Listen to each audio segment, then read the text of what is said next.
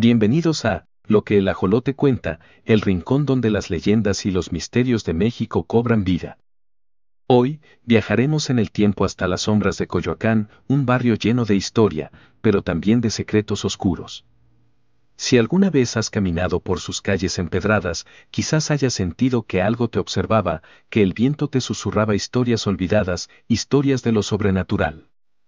Hoy, te contaré una de esas leyendas, una historia que aún resuena en los rincones más oscuros de este pueblo, la historia del Callejón del Aguacate, y de cómo un joven periodista, en su afán por desentrañar la verdad, se encontró cara a cara con una presencia mucho más antigua y temible de lo que podría haber imaginado. Así que, apaga las luces, quédate en silencio, y acompáñame en esta travesía, porque lo que el ajolote cuenta, no es solo un susurro de la historia, sino un eco de lo desconocido que se niega a desaparecer. El diablo del Callejón del Aguacate.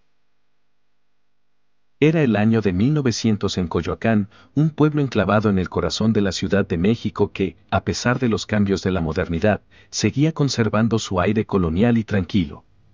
Las calles empedradas, las casonas de colores cálidos y los aromas de los mercados daban un toque especial a ese rincón de la capital. Coyoacán, con su aura bohemia y su mezcla de lo antiguo y lo moderno, parecía la ciudad perfecta para alguien que deseaba escapar de la rutina. En una de esas casas que bordaban las callecitas del barrio, vivía Julián Rivas, un joven periodista que había llegado desde Puebla. A pesar de su entusiasmo por la vida en la gran ciudad, había algo en Coyoacán que le llamaba la atención, las historias oscuras que circulaban entre los habitantes. Historias de fantasmas, seres sobrenaturales y fenómenos inexplicables. Como periodista, Julián se sintió atraído por estos relatos. Quería investigarlos, desmentirlos y contar al mundo lo que realmente sucedía en este antiguo pueblo. Las tardes de Coyoacán eran doradas, el sol se filtraba a través de los árboles y las paredes de las casas se teñían de tonos cálidos. Pero al caer la noche, algo cambiaba.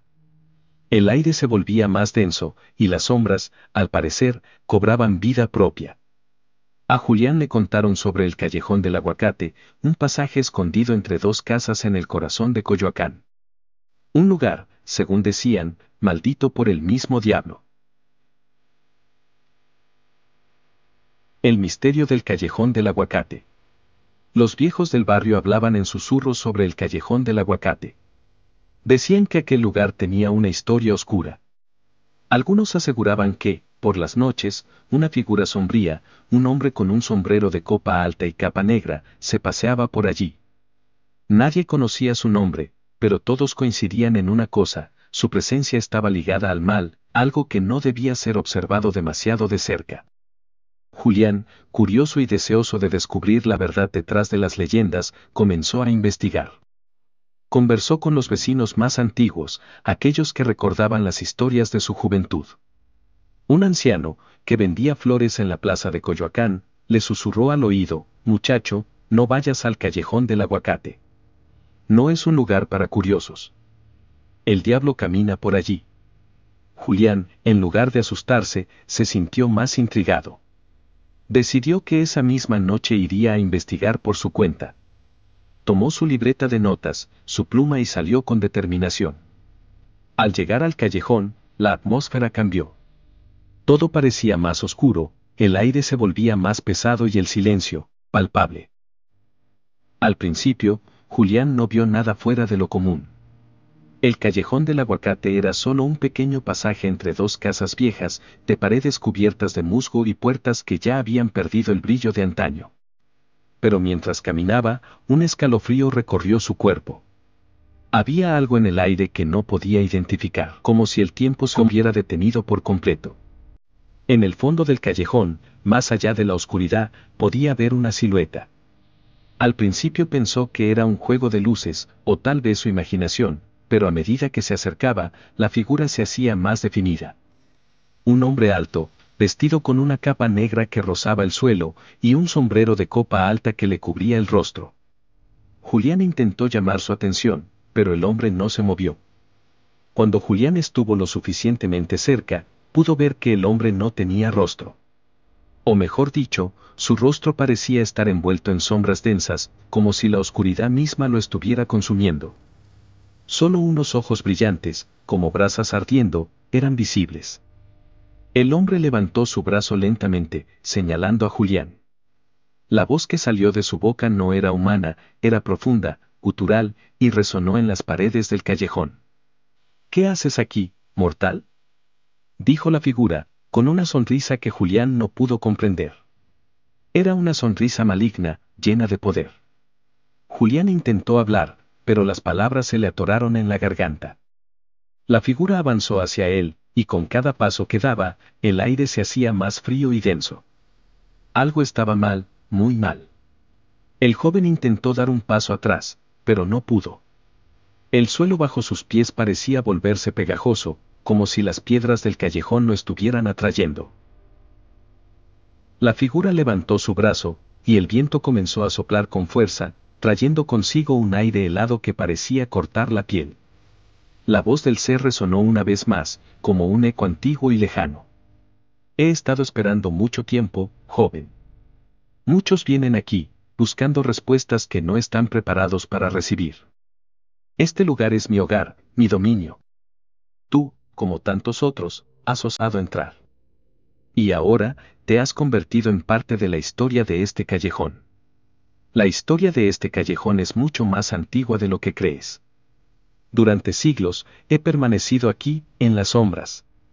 No soy un simple espectro o fantasma. Soy la oscuridad misma que habita en los corazones humanos.